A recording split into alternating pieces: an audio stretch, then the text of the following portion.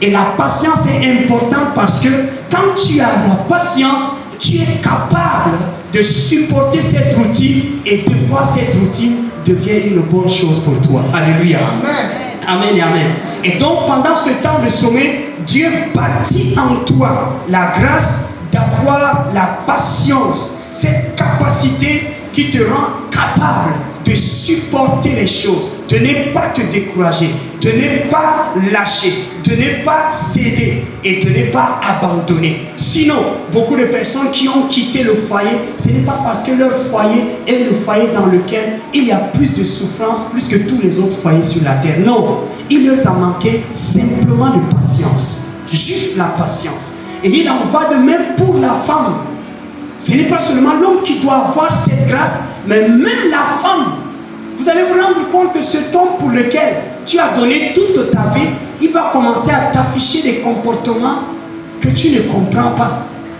Et des fois, tu veux repartir avec lui à la mairie, rapidement rencontrer le maire pour lui dire, écoute, je viens rectifier quelque chose. Mais il faut la patience devant de tels comportements, de garder le silence, de garder le calme.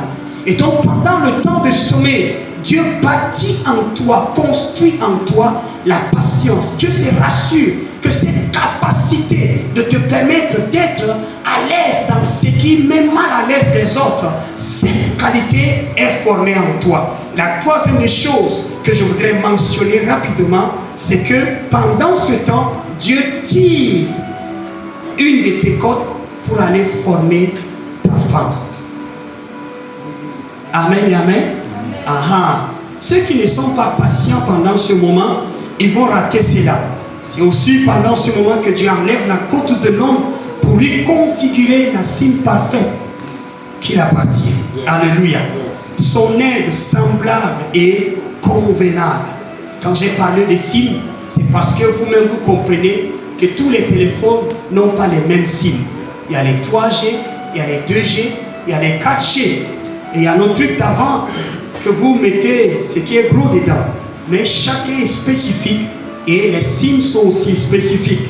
Donc tu ne dois pas croire que toute femme est bonne pour toi, non. Chacun a celle que Dieu a préparée ou encore celui que Dieu a préparé spécialement pour lui. Attends, avant d'attaquer les causes spirituelles, je voudrais encore rappeler que dans tout le chapitre 1 de la Genèse, Dieu a toujours apprécié les choses qu'il a faites.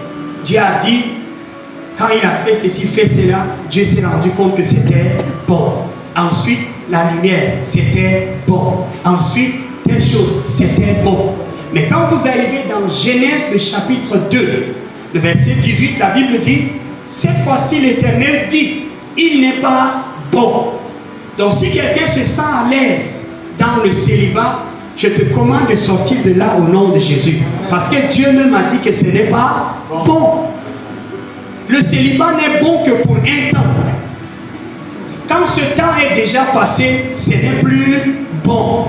Il y a des gens à 40 ans, ils sont dans le célibat. Sortez de là au nom de Jésus. Amen.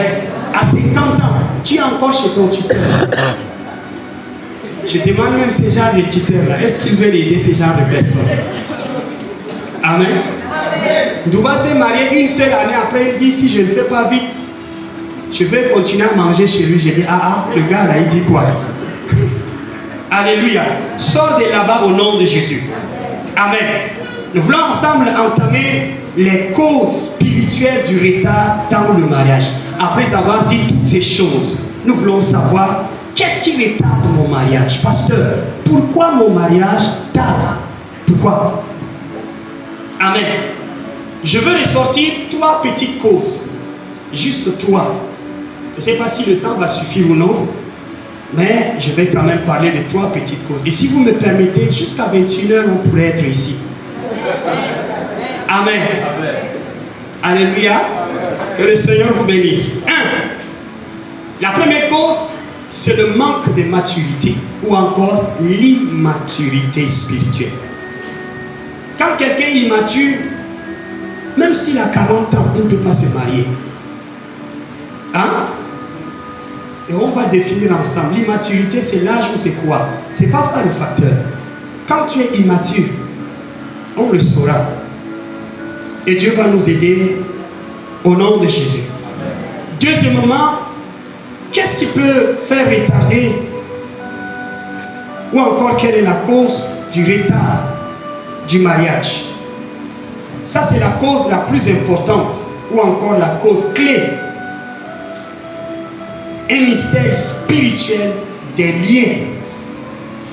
Mystère spirituel des liens et alliances. Les liens.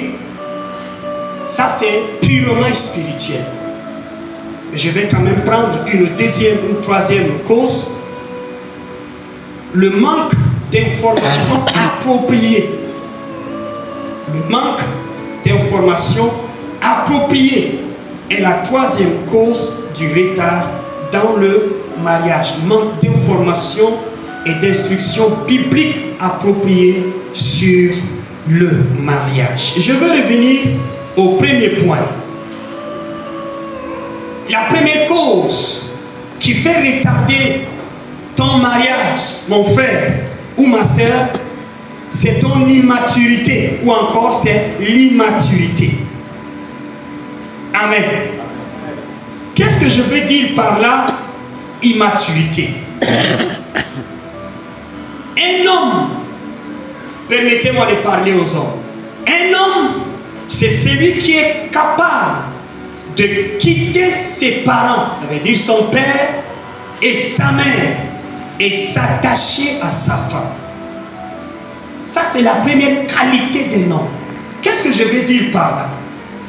Si tu es ici et que tes décisions sont jusqu'à là influencées par ton père ou par ta mère, quand tu es ensemble avec les amis, vous allez conclure bien les choses, mais dès que vous vous séparez, tu les rappelles pour leur dire: j'ai parlé avec papa, mais papa pense que, je crois que papa a raison. Je crois qu'il a un problème. Tu n'es pas encore un homme. Tu n'es pas encore un homme parce que le foyer a besoin des hommes pour les gérer. Si tu n'es pas un homme, un jour tu vas quitter ton foyer pour aller pleurer auprès de ta mère. Il y a des choses sérieuses dans le foyer. Il y a des décisions que seul un homme dont le jugement exercé est capable d'entrer là-bas. Certains parmi vous, vous parlez bien en langue, c'est bon. Vous priez beaucoup, c'est bon. Vous connaissez le nom de tous les démons et vous pouvez les chasser. Et attendez le jour où vous allez vous marier, il y aura des manifestations que votre femme enceinte va commencer à manifester. Et je veux rappeler à quelqu'un avant qu'il ne soit tard, ce ne sont pas les démons. Je suis un biochimiste et la biochimie me dit que les hormones eux-mêmes ont certaines influences sur les femmes quand elles sont enceintes. C'est pourquoi il y a certaines manifestations bizarres. Ce n'est pas un démon. Un jour, dans ton excès des ailes et ton onction pour lier les démons, tu risquerais de lier l'enfant qui est dans le ventre de ta femme. Alléluia. Vous êtes avec moi. Je suis très sérieux. Très sérieux. Un homme, c'est celui qui est capable de confronter les faits. Certains parmi vous, comment on peut savoir que vous n'êtes pas des hommes? Quand quelqu'un fuit les problèmes, tout homme est responsable. Certains parmi vous, vous êtes tellement irresponsable que même lorsque vous avez mal à la tête, vous avez l'argent en poche, mais vous voulez que c'est l'autre qui vous donne 100 francs pour acheter paracétamol. Vous n'êtes pas encore des hommes. Parce que quand vous entrerez dans le mariage, vous comprendrez que c'est vous le bas au bas, même si vous ne faites rien. La femme, la Bible a dit, son désir sera incliné vers l'homme et c'est à l'homme de répondre à ses besoins. Elle peut travailler dans la banque, mais elle s'attendra à ce que ce soit toi qui lui donnes l'argent pour certaines choses. Le mariage n'est pas fait pour les hommes ou encore les garçons éloquents et élégants. Ils peuvent bien jouer les films dans les jardins d'amour, mais le foyer n'est pas un jardin d'amour. Le foyer est un lieu sérieux. Alléluia. Sérieux. Aujourd'hui, elle t'a mal parlé. Avant de dormir, un homme est capable de lui dire, réveille-toi, on règle ça avant de dormir. Vous priez et vous êtes encore sur le même lit. Demain, vous souriez ensemble. Après-demain, le visage est froissé, mais tu ne rentres pas chez ton père. Tu restes quand même dans ça. C'est ça un homme. C'est ça la maturité.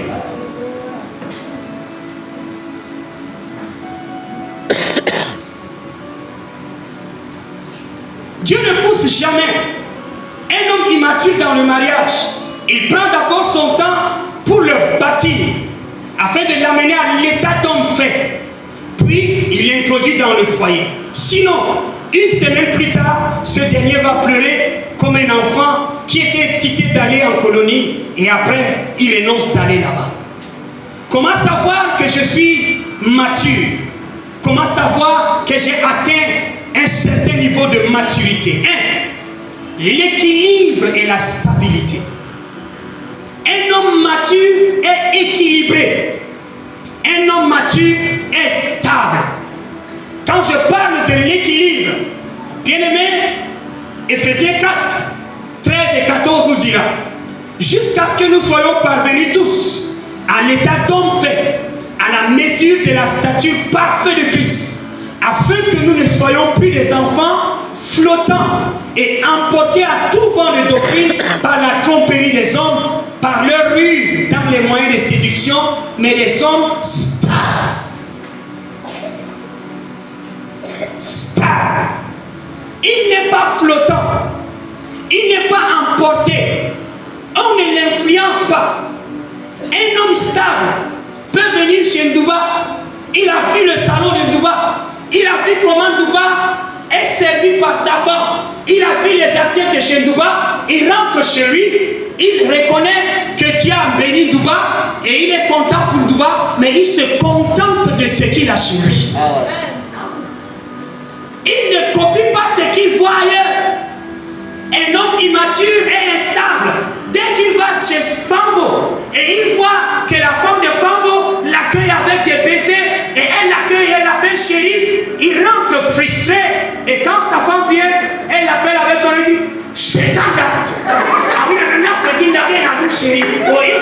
Vous voyez, ça c'est une personne instable. Elle veut conformer son foyer à tout ce qu'elle voit partout. Non, ça ce n'est pas un homme. Un homme doit avoir un standard. Il est équilibré. Il n'a pas, il est fier de ça et il se bat pour sortir de là-bas, mais il ne terrorise pas sa femme pour conformer son foyer à ce qu'il voit ailleurs. Tu n'es pas équilibré, mais c'est foutu. Tes amis vont venir un jour chez toi et ils vont se rendre compte que ta femme et toi vous causez bien. Ta femme et toi vous êtes comme des amis. Mais eux, ils n'ont pas la même chose chez eux. Pardonnez-moi de vous dire, quand on se marie, c'est là où on voit qui sont les vrais amis. Il y a des gens qui souhaitent que votre foyer soit un calvaire comme pour eux. Et quand ils viennent chez toi, ils se rendent compte que toi et ta femme, vous êtes comme des amis, ceci, cela. Dès que vous sortez, ils disent non, là, ta femme, elle te respecte quand même. Tous les temps, tes yeux sont, vos yeux sont comme ça là. Oh, nous les massas là, on ne fait pas les choses comme ça. Hein?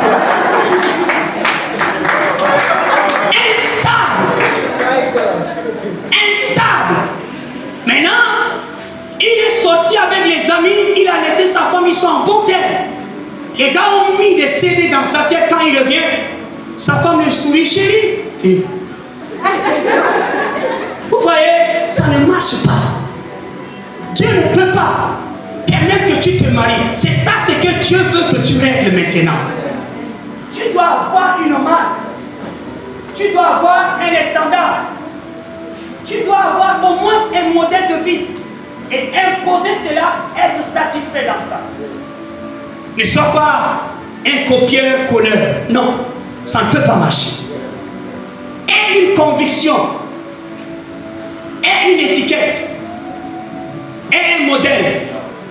Aie ta propre manufacture. Quand tes amis viennent chez toi, ils savent qu'ils sont dans un autre jardin, mais qui s'appelle aussi jardin d'Éden. Alléluia. Amen. Amen.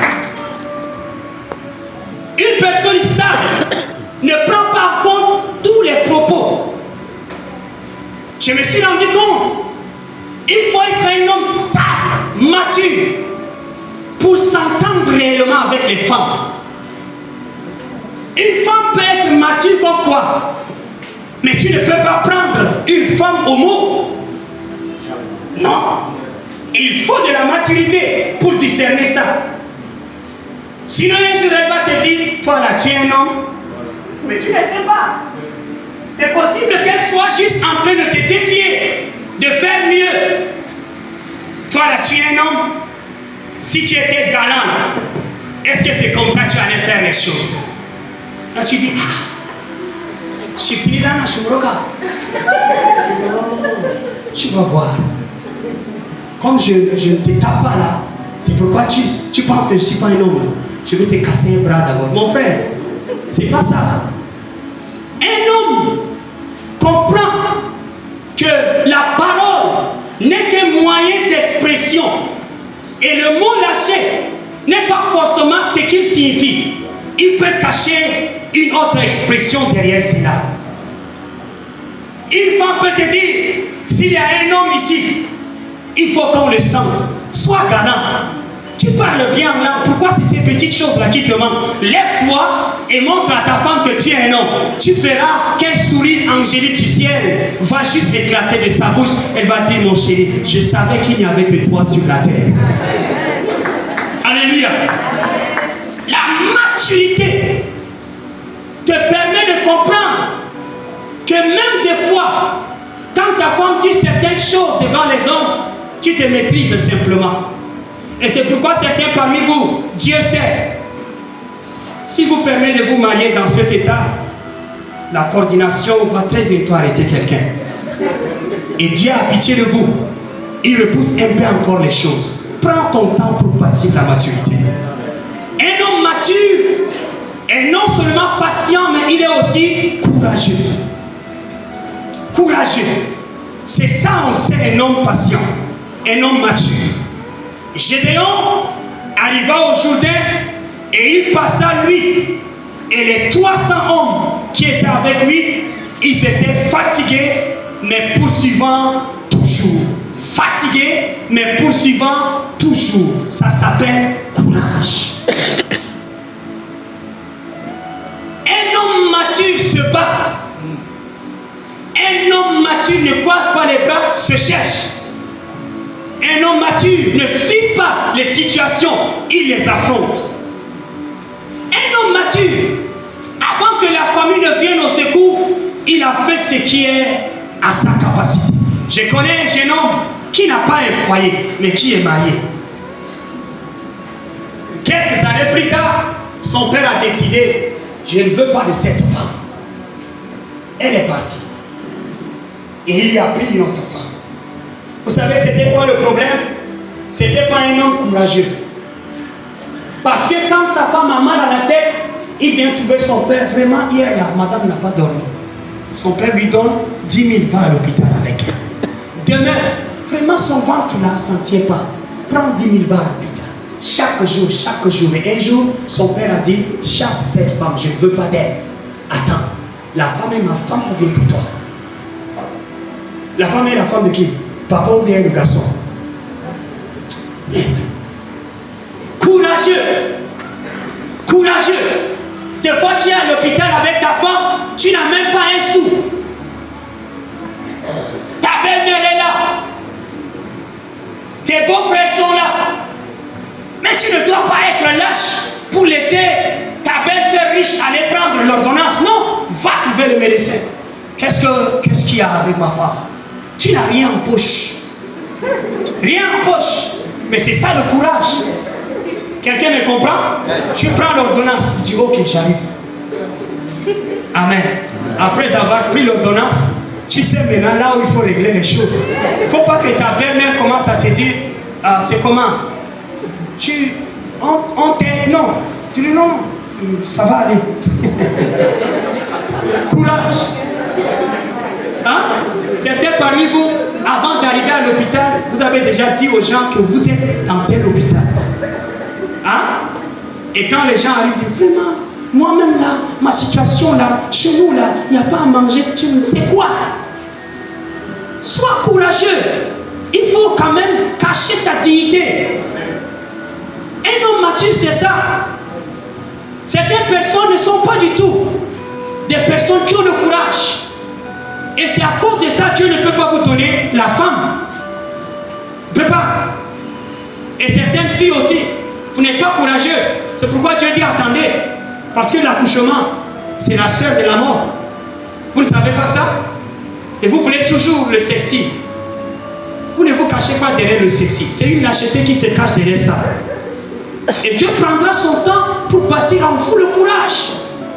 Courage. Courage. Dis à quelqu'un, sois courageux. Sois courageux. Amen. Le mariage n'est pas une compétition. Chacun a sa ligne à suivre. Nous n'avons pas les mêmes missions dans la vie.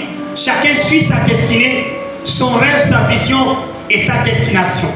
Un homme courageux ne fuit pas les situations. Il ne fuit pas les défis. Il les affronte avec audace, avec bravoure. Un homme courageux prend des risques. Il prend des risques. Il ne laisse pas le problème l'intimider. Mais il fait comme s'il peut. Et Dieu défend souvent les courageux. Il ne tremble pas devant la situation. Certaines personnes ont une corpulence majestueuse. Ils ont la forme, ils sont gros. Mais pour rien, c'est des lâches dans leur cœur. Et Dieu ne va pas te donner la femme parce que tu es gros. Sinon, nous, là, on ne doit pas avoir une femme. Alléluia. Non, ce n'est pas ta forme. La maturité à l'intérieur. Et elle n'est pas à l'apparence. Alléluia. Vous n'avez pas vu les cliquets? Le cliquet masculin petit. Mais sa femme le transporte. Mais c'est quand même sa femme. C'est ça le courage. Amen, amen. Et comme beaucoup de personnes, surtout vous les pentecôtistes, vous pensez que tout est spirituel. Je m'excuse, mais je dois vous choquer. Le mariage n'est pas spirituel. Jeûnez, faites les veillées, priez, faites tout. Quand vous allez vous marier, vous reviendrez me dire, c'est pas spirituel, papa. Pas spirituel. Je ne veux pas entrer dans les détails. Il y a des enfants ici. Le Seigneur vous amène là au nom de Jésus. Amen. La responsabilité et le fait d'être capable d'assumer, c'est ça un homme mature. Et comme je l'ai déjà dit, je ne vais pas répéter ça, il est capable de quitter son père et sa mère et il s'attache à sa femme. Ça veut dire quoi? Il peut maintenant s'asseoir avec sa femme, prendre les décisions ensemble. Hein? Il ne retourne pas vers l'oncle pour demander des conseils et travaille avec les propos de l'oncle. Ton foyer, c'est toi et ta femme qui êtes co-directeur. C'est votre entreprise à vous. C'est à vous de vous asseoir. Tu ne peux pas me dire que c'est ton foyer et les choses de ton foyer, tu les causes avec ton oncle. Que Dieu t'aide à comprendre ça au nom de Jésus. Alléluia. Alléluia. Toi et ta femme, tu dois être un homme responsable. Tu dois être un homme qui n'est pas lâche. Dans le foyer, il faut de la maturité parce que ce n'est qu'un homme mature qui est sage et qui discerne. Sœurs, beaucoup d'entre vous, Dieu ne leur donne pas encore leur foyer à cause de ce que vous manquez de sagesse et de discernement. Et c'est ça l'immaturité. Une personne immature n'est pas sage. Elle ne discerne pas. Proverbe 14, le verset 1 dit, Proverbe 14, 1, la femme sage bâtit sa maison, mais la femme insensée renverse sa maison de ses propres mains. Dans le foyer, une femme immature va mettre au dehors le secret du foyer et celles qui sont autour d'elle exploiteront ces informations pour détruire son foyer. C'est pourquoi il te faut la maturité. Quand tu viens chez ta soeur et elle te présente un repas où le poisson là-bas c'est capté et chez toi tous les jours c'est tchotchona, il n'y a pas de problème. Hein? Elle va commencer à te dire, ma soeur, vraiment, mon mari, s'il n'a rien, c'est 5000 francs. Tu dis, oh ma soeur, gloire à Dieu, que Dieu bénisse ton mari, qui te donne encore davantage. Maintenant, elle va dire, mais toi, il te donne même combien le bonhomme? Secret professionnel. Dis-lui, ma sœur, moi et mon mari ont béni le Seigneur. Parce que depuis que nous sommes mariés jusqu'à aujourd'hui, nous témoignons de la fidélité de Dieu. Ça s'arrête là. Si elle est ANS, dis-lui qu'elle a raté l'adresse. Alléluia. C'est ça la maturité. Maintenant, toi, tu vas dire, 5 000. Oh Seigneur, j'ai fait quoi? Le gars là, il me donne 750. Le jour il a l'argent, c'est 1000 francs. Hé, ma soeur. Yako. Vous voyez, tu viens juste de te tuer toi-même. À ce moment, il faut de la sagesse. Hein? Il faut aimer sa chose. Il faut aimer sa chose. Dieu est glorifié dans les diversités. C'est pourquoi nous ne nous ressemblons pas tous. Mais nous sommes tous beaux et belles. Et nous sommes tous à l'image de Dieu. C'est ça la sagesse de Dieu. Dieu peut donner à un foyer l'argent, mais il n'y a pas la paix. Dieu peut donner à un autre foyer la paix, mais il n'y a pas d'argent. Dieu peut donner à un autre foyer la paix, l'argent, mais il n'y a pas d'enfant. Dieu varie les dons. Mais je veux que tu cherches dans ce que tu as en main là, il y a une raison pour dire merci à Dieu. Et Dieu doit bien te préparer pour que quand tu entres là-bas, tu ne sois pas tout le temps dans l'amertume. N'envie aucun couple. N'envie aucun couple. Sois fier de ce que Dieu t'a donné. S'il y a des choses qui ne marchent pas, tes genoux sont là pour les régler. Alléluia. Et pour certaines personnes, votre mariage va toujours retarder. Il faut que Dieu règle ça dans votre vie.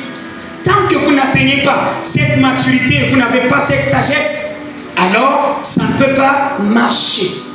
Il le dit dans Proverbe 24, le verset 3. C'est par la sagesse qu'une maison s'élève. C'est par l'intelligence qu'elle s'affermit. C'est par la sagesse. On ne bâtit pas, bien aimé, avec la taille et l'argent. Non. C'est pourquoi certaines personnes ont d'argent. Tu as de l'argent ce soir.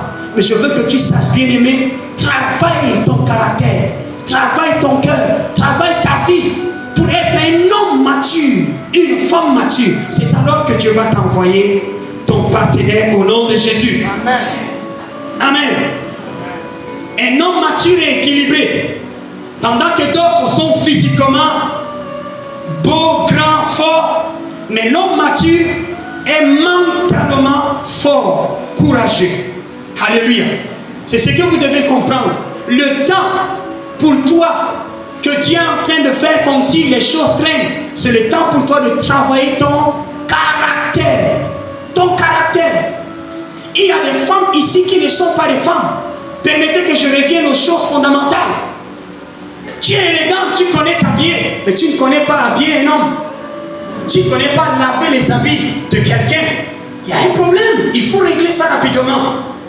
Quelqu'un m'entend? Alléluia. Il faut régler ça. Parce que dans le foyer, ce gars qui est venu et chaque fois il t'apprécie à cause de ton habillement, quand tu seras maintenant dans le foyer, il n'y aura plus de temps d'apprécier l'habillement. Hein? C'est toi maintenant qui dois aussi t'occuper de lui.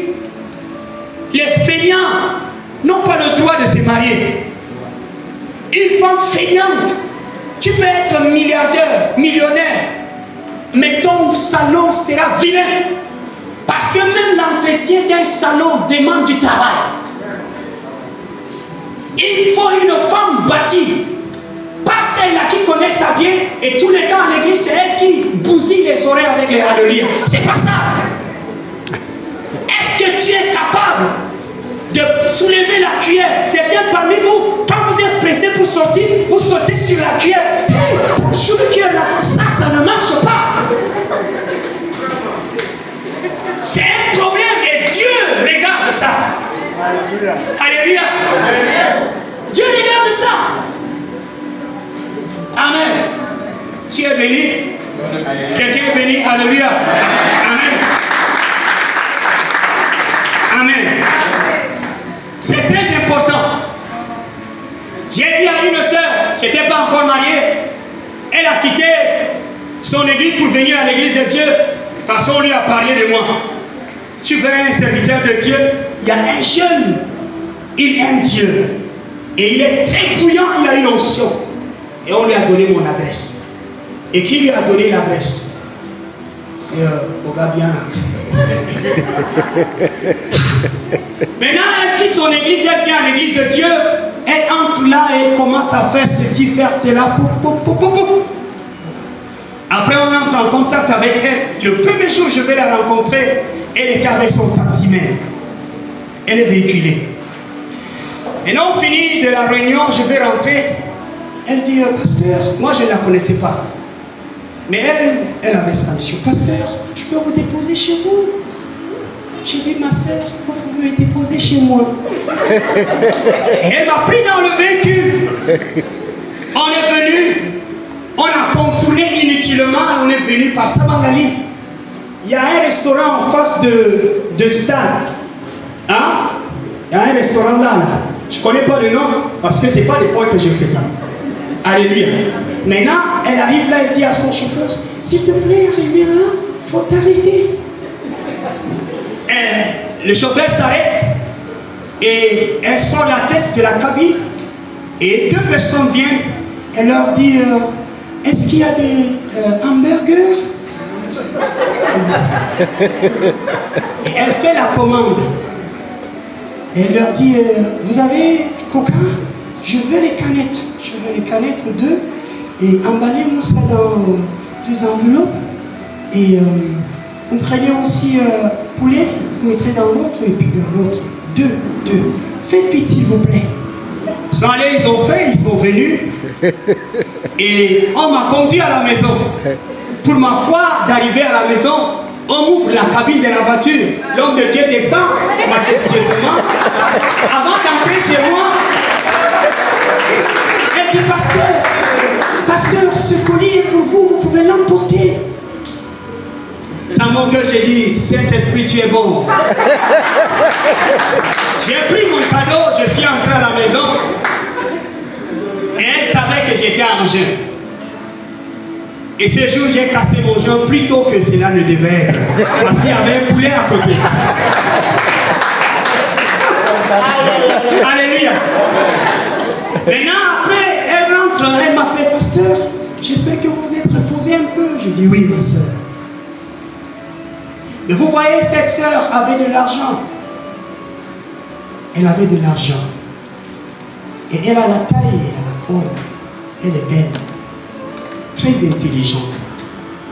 Elle a fait le CE, je crois, et de Sacré-Cœur. Et elle travaille dans un ministère.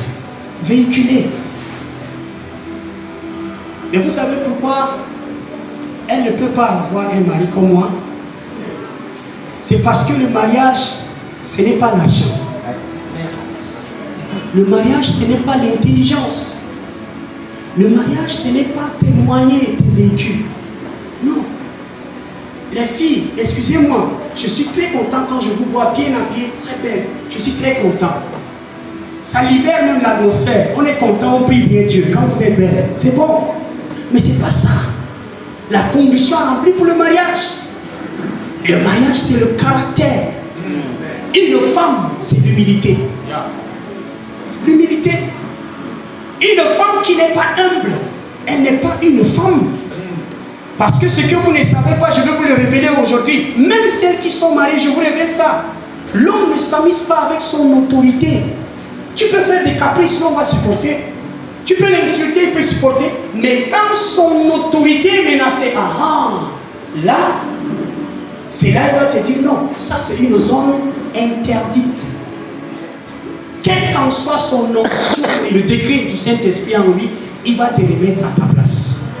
L'autorité de l'homme, il ne s'amuse pas avec ça. Et une femme, c'est une personne humble. Une personne qui connaît servir. Pardonnez-moi de vous révéler la petite histoire. Mon ami m'appelle et il me parle de la sœur. Et pendant qu'il me parle, il dit un jour il est venu chez elle. Et la façon la sœur l'a fait asseoir. Et ce qu'elle lui a présenté, la manière elle l'a servi. Quand il a quitté, il dit, this is the sister. Je parle de Douba Maxime, bien sûr. Alléluia. Alléluia. Donc des fois, nos visions là, c'est juste inspiré par ces genres de petits gestes. Le service, une femme qui ne connaît pas servir. Tu es une fille, et quand on est à l'église, toutes les autres sœurs sont debout en train de servir. Toi, tu es assise, ton pied croisé, tu dis, apportez-moi une mouchoir. Apportez-moi de l'eau sur les protocoles là. Pourquoi la chaise là est sale? Les sœurs, réglez-moi ça rapidement. Sinon le mariage ne viendra pas. Ça ne peut pas marcher. Ça ne peut pas marcher. Le service. Alléluia. Vous savez, il y a un trait unique qui est en train de disparaître chez nos sœurs aujourd'hui. Mais j'ai aimé ça avec nos mamans. Quand nos mamans veulent servir leur mari, ah non, là elles ne s'amusent pas. Malgré leur âge, elle va venir, elle va s'agenouiller avant de le servir. Vous voyez, l'homme aime ça. Même s'il n'avait pas le projet du mariage, quand il voit une soeur qui fait ça, il commence à avoir des visions. Certains parmi vous, chaque fois que vous apparaissez dans les songes des frères, vous êtes en train de les menacer. Ils calment quoi? Ça ne peut pas marcher. Il y a un frère dans la chorale avec toi. C'est lui que Dieu a destiné pour te marier. Mais ton arrogance dans la chorale fait que quand le Saint-Esprit lui dit, c'est cette sœur-là, tu dis non. Dieu, tu ne peux pas me faire ça. Caractère. Ton manque de caractère va te tuer. Quelqu'un est béni ce soir. Alléluia. Amen. Amen. Ça ne peut pas marcher. Il faut que tu travailles ça. Il faut savoir parler. C'est ça la femme. Une femme qui prend la parole et tu penses que c'est un dictateur. Non, là il y a un problème. Tout ce qui sort de sa bouche, c'est des menaces. Ça c'est dangereux.